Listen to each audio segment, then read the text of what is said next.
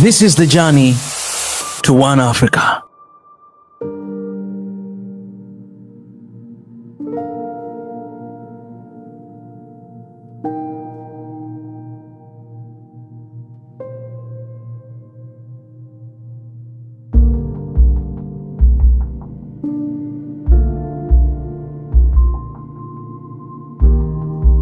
South America, sometimes called Latin America, and of course the neighboring area, which is Central America and the Caribbean, has a very interesting history.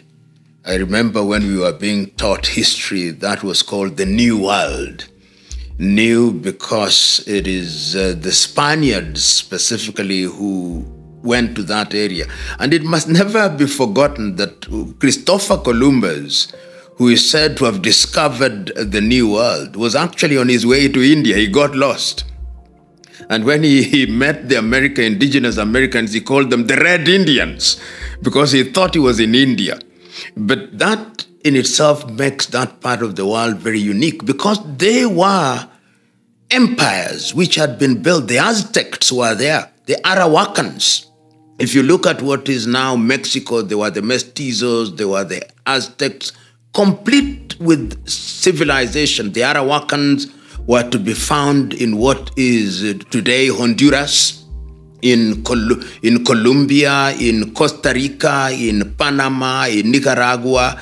So there were people in that part of the world, complete with civilizations.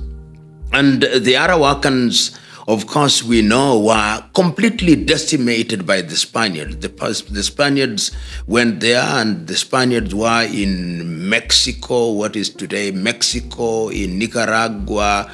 They were in Honduras, in Colombia, and of course, the Portuguese then found their way in what is today Brazil. The British somehow found their way in modern-day Belize. And the French also found themselves in areas such as the Suriname, and even the Dutch found themselves in what is called the Dutch Antilles.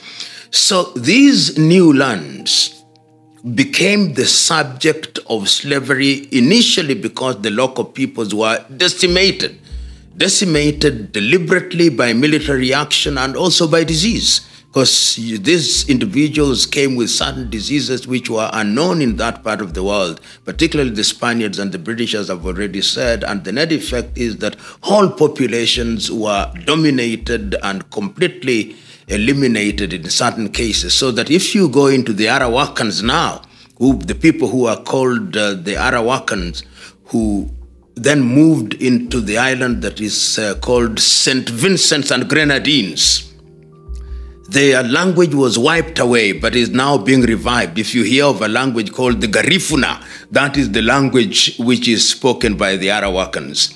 But most of the slaves that then found themselves in that part of the world were slaves that were taken to that part of the world. When they had decimated the local population, that is why the Portuguese now started taking people to Brazil. And Brazilians, if you go to Brazil, there is a very large population of Yorubas. There is also a very large population of Ovambo and of Imbundu from what is today Angola and also Mozambique. So once again, you can see it is the colonizers who are coming from their colonies or the areas that they had conquered in the African continent and taking them to Latin America. The Spaniards also took people from their colonies in different, and some of them were not even their colonies, but they took them from Africa in the area that is now called Equatorial Guinea. A lot of Equatorial Guineans were taken out of there, and Sao Tome and Principe, and we find them in the Spanish colony. The British, of course, as we know, took their people from their slaves from Ghana, from Nigeria, from the Gambia, and from Liberia, and from Sierra Leone, and they found themselves in Trinidad and Tobago. In Trinidad and Tobago, you find a large population of people who are of Igbo origin and Yoruba origin. And in Jamaica, you also find those. In fact, There is a place in Jamaica in the mountains where you have the commandos. These were slaves who ran away and went to the mountain, and they became free even in that environment. So you find those in the Caribbean. So you find populations in Trinidad and Tobago, Antigua and Barbuda, St. Kitts and Nevis, St. Lucia, St. Vincent and Grenadines, and of course Suriname and Dutch Antilles, all the European powers, because at that time sugarcane was huge. And those islands were very good for the growing of sugar. They also became very good for the growing of bananas. You had the term banana republic. There was a time when countries such as Honduras, Colombia were big for bananas. Even as we speak today, some of the bananas that you find are either from Honduras, Chiquita, you find them from Costa Rica. These were places that were rich in those products, and coffee.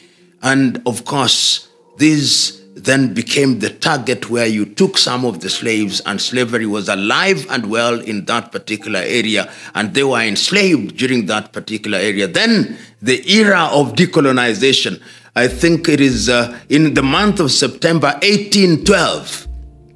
That is the period when all the Central Americans regained their independence in 1812. And it was through the activities, the decolonization process started with people like Simón Bolívar, who is, if you find many of the states there, you'll find a man called, like Venezuela actually so calls itself the Bolivarian Republic of Venezuela.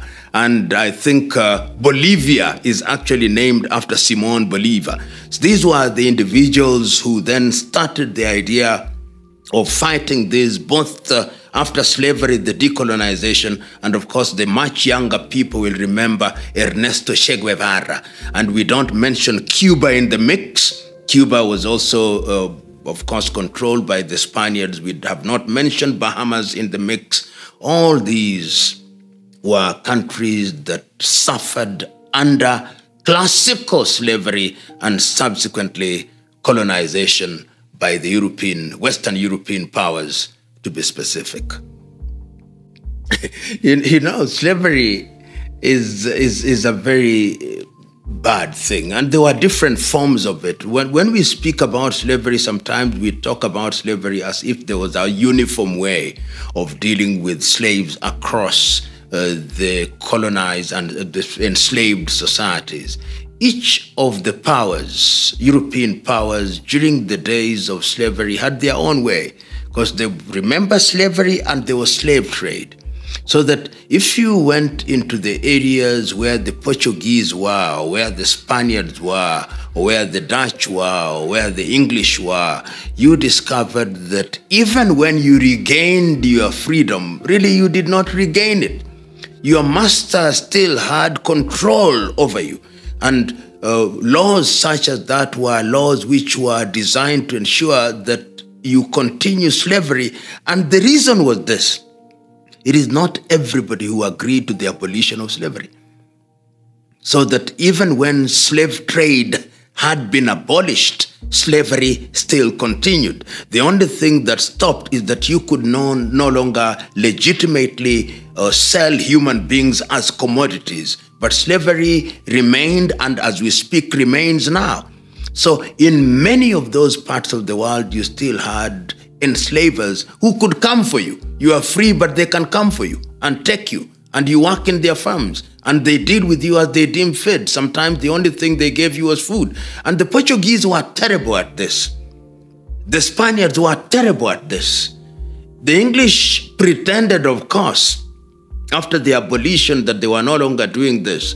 But some of their remnants continue to behave in this way, particularly in the islands. Because in the islands, they did not have as much control as they had in the metropole in England or in the larger part of the United States. So it's true that all manner of laws were enacted. In the United States, we have the Dred Scott Law. All these laws were being passed because you said slavery and slave trade had stopped, but there are people who are continuing with it. And if they are continuing with it and they are like it, how do you know? And you are dealing with slaves who have nothing. They do not know where to go. They can't go to their homes in Africa where they came from. They don't have guns. They don't have houses. they don't have means. Sometimes some of them preferred even to go back to their masters, because at least under those masters, they had food on the table. Outside, it was wild, and they did not know what would happen. And they were also slave hunters, people who continued to hunt people who were free, and they hunted and brought them down to the slave camps. Haiti is a very sad state, the first black African country to regain independence, and we know the great Haitian independence fighter, Toussaint de Louverture. That was the man who defeated Napoleon, and he was never forgiven for that.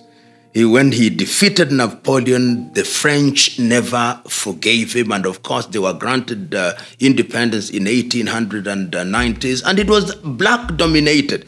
And remember, we don't say much about this. If you look at the map of Haiti, you have the Dominican Republic, Santo Domingo, which was then the white population was moved to Santo Domingo, and Port-au-Prince, which is the capital of Haiti, became the part of the capital of Haiti, which was completely dominated by black. Many of them from Benin, what is now Benin, which used to be called Dahomey.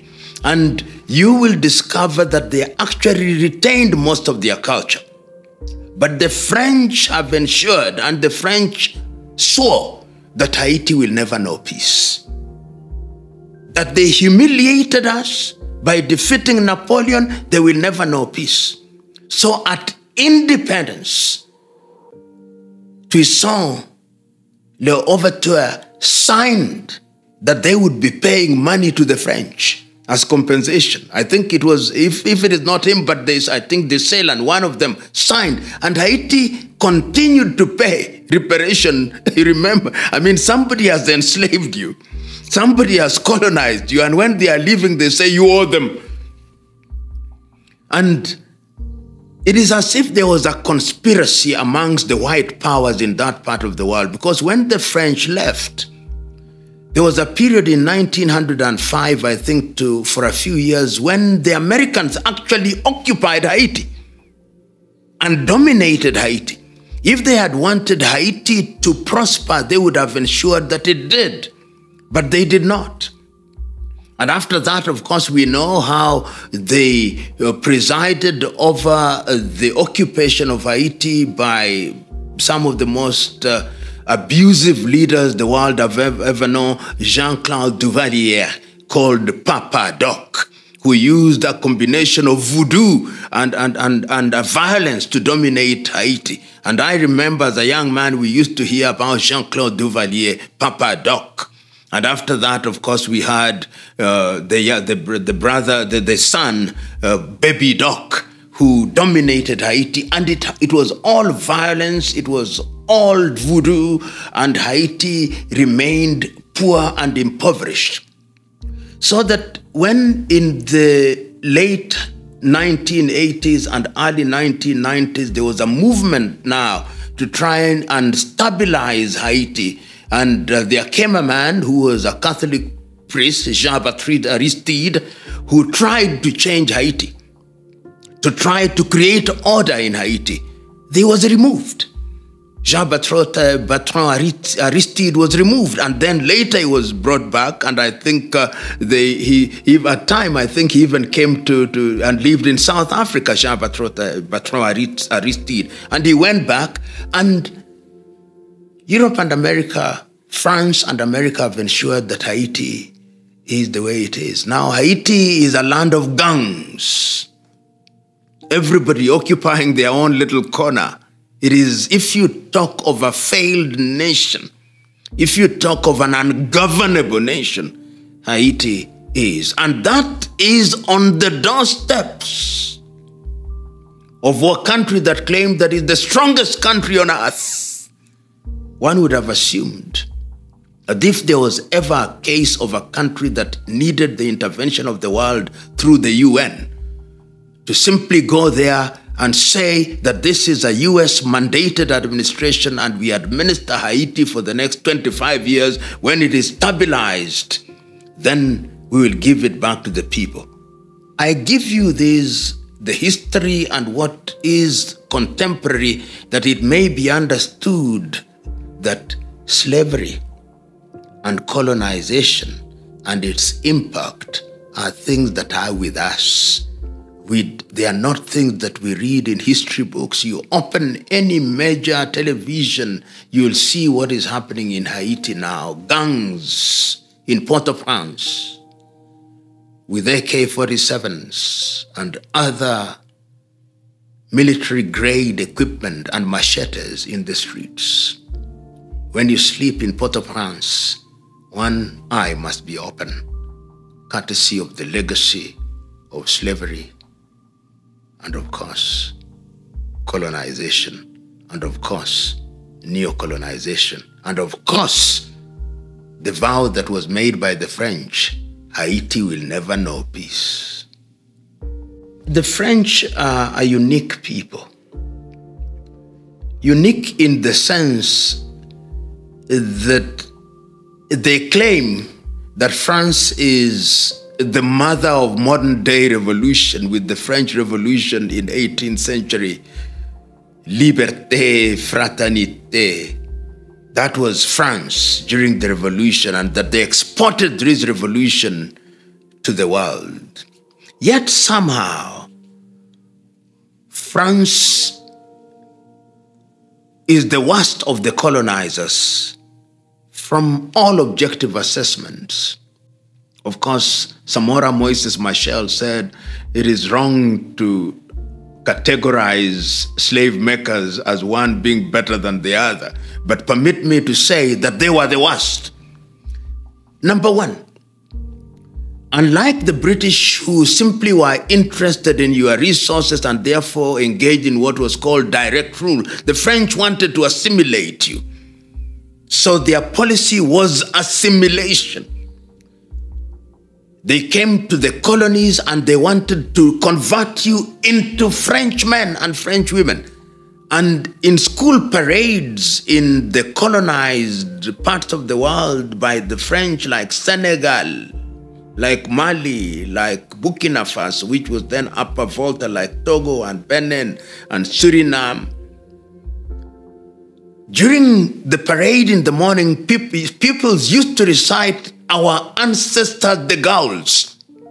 A black pupil saying that their ancestors were the Gauls. They wanted you to speak French. And once they had picked a few of you and took them to the Sorbonne, you had to be a total Frenchman or a total Frenchwoman. They came to different parts of the world and they created what they call the Petit Paris.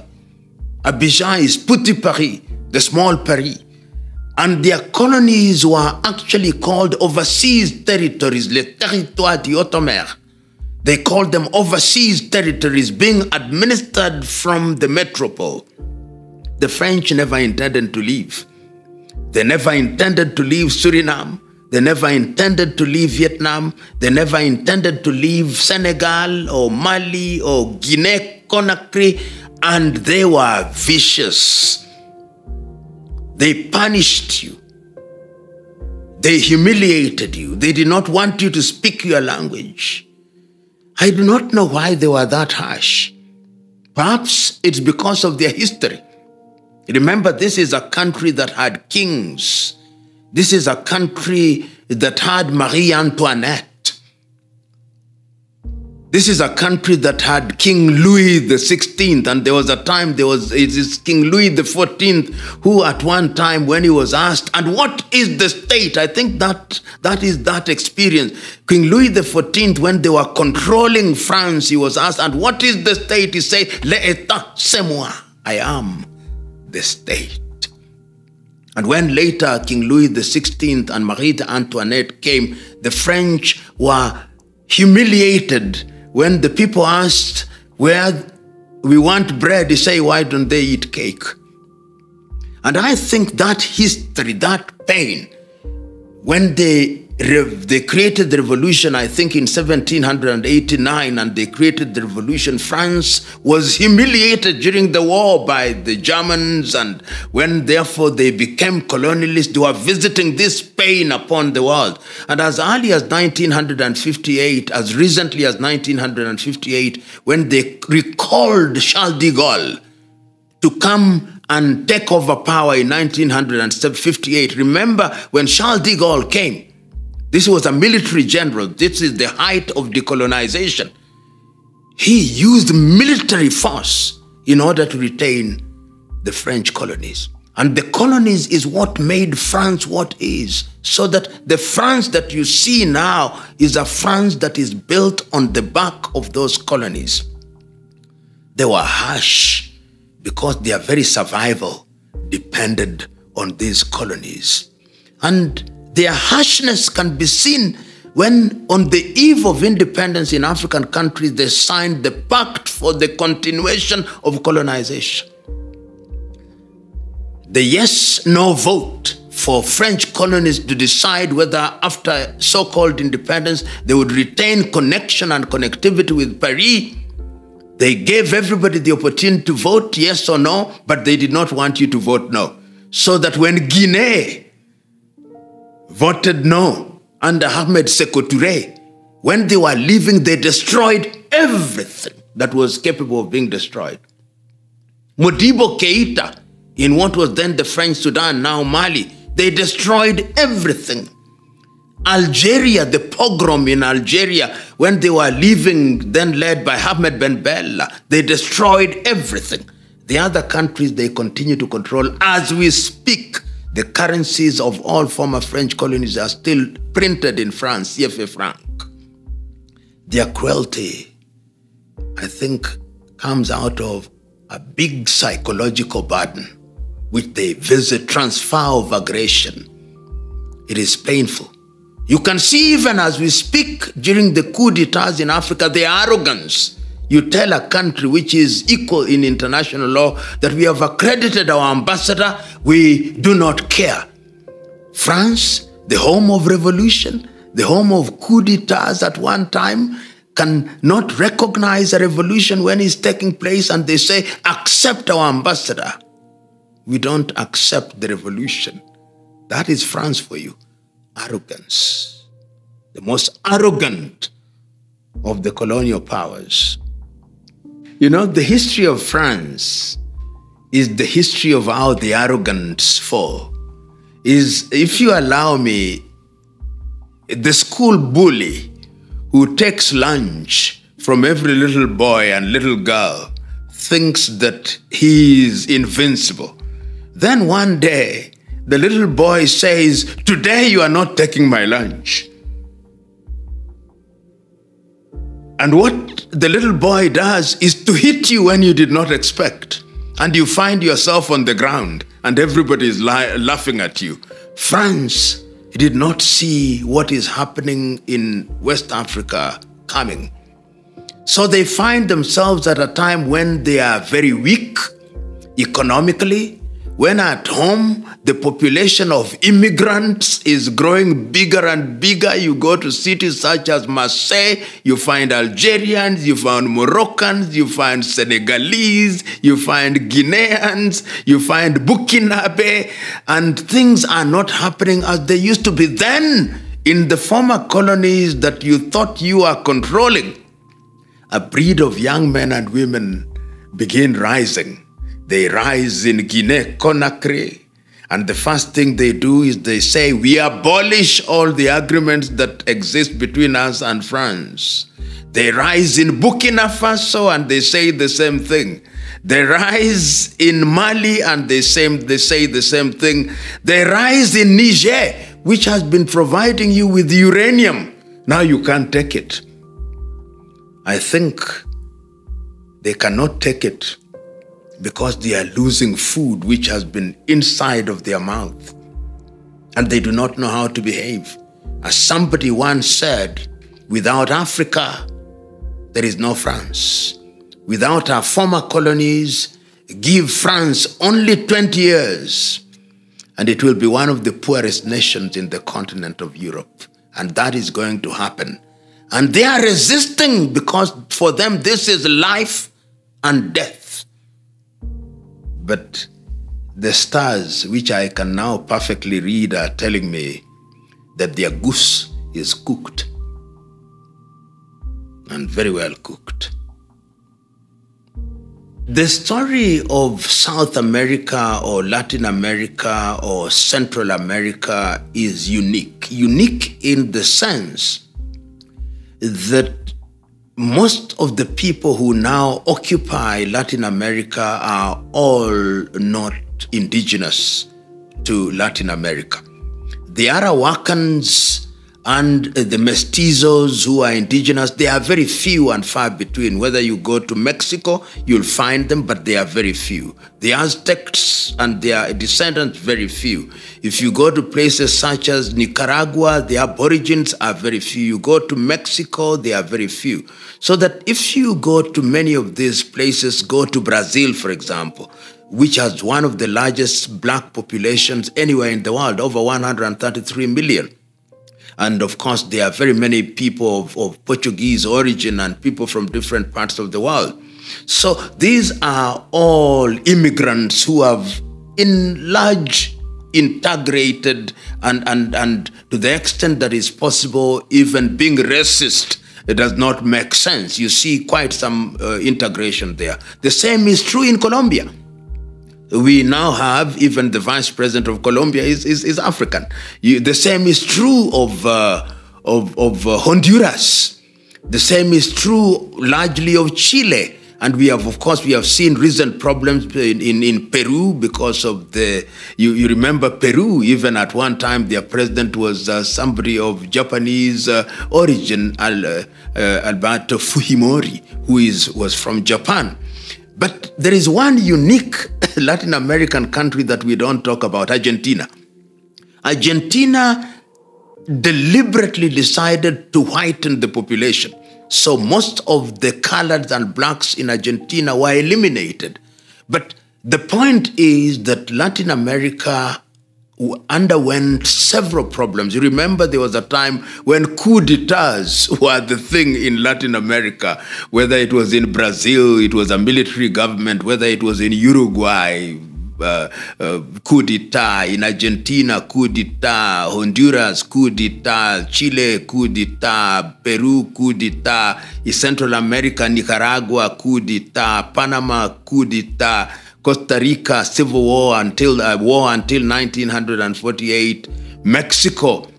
And I think there was a period when after the coup d'etats and after the activities of revolutionaries such as Simón Bolívar and Ernesto Che Guevara, even in places such as Venezuela, there was a period of settlement. And I think that is largely why Latin America has its own race problems, but they are not as pronounced as they are pronounced in other parts of the world. People suffered together. And I think when you suffer together, there is a sense in which some camaraderie begins to emerge. And that, in a very simplistic way, in my view, explains why indeed there is some kind of understanding amongst the races. Of course, when you go deeper inside, there'll always be people who feel, oh, we are not being treated right, things are not right, but largely people coexist. And we have seen that over a long period, even in areas where you thought that there would be problems in the political arena, in the economic arena, you have fairly reasonable representation. Latin America's history must also be understood in the context of the revolutionary spirit. And when there was a bipolar world, and I want to explain Latin America in the following ways. That if you look at Brazil, for example, which was colonized by Portugal, which is was one of the weakest and poorest nations in Europe, there was a time when Portugal actually depended on Brazil in the 1900s and in the early mid-1990s, when Portugal itself had had coups. You remember in the 60s, the coup that was mounted against Marcelo Caetano by Antonio di Spinola until 1977, when I was myself a primary school child and I knew that there was instability. So these countries freed themselves very early, and they did not want to be like Europe. They did not want hard-nosed capitalism like Europe. They wanted societies that were a little bit more egalitarian. So you can see that through the policies of Brazil in those early days. And if you go to places like Chile, when the revolution started taking place, you see people like Salvador Allende. When Allende was in power, Allende was a socialist. And of course, he was murdered almost 30 years ago from today, from this year. And then the Americans imposed Augusto Pinochet.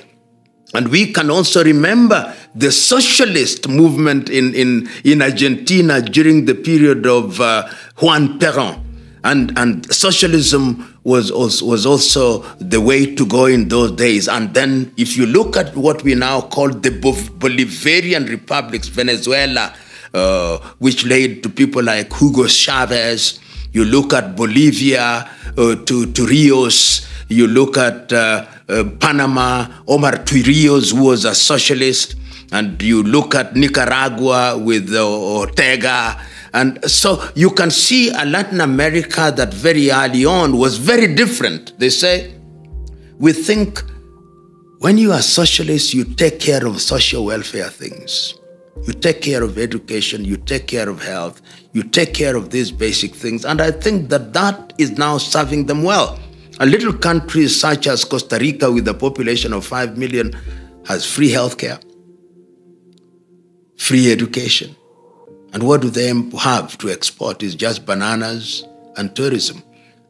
1948, they don't even have an army. They abolished an army. And you remember that in the early days, I think it is in the early 1900s, mid-1900s, they entered into the Rio de Janeiro Pact, which says that if you attack anyone who is the Rio de Janeiro Pact, then you attack all. So a combination of factors made Latin America very different.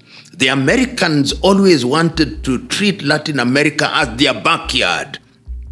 And they feared, of course, that socialism during the days of the Soviet Union, that the Soviet Union was in Cuba, Soviet Union was everywhere. So there was always this resistance. And people hated the capitalists in Latin America.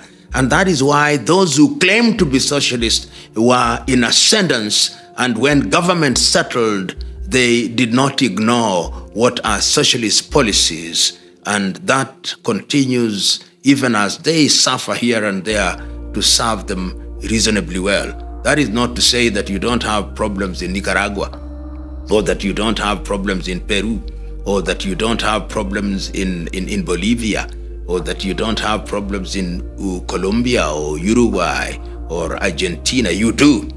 But the orientation of Venezuela, the orientation is socialist, but the intermeddling of America is ever present. You know, when you don't obey America, they want to ensure that you fail. And they do that quite well.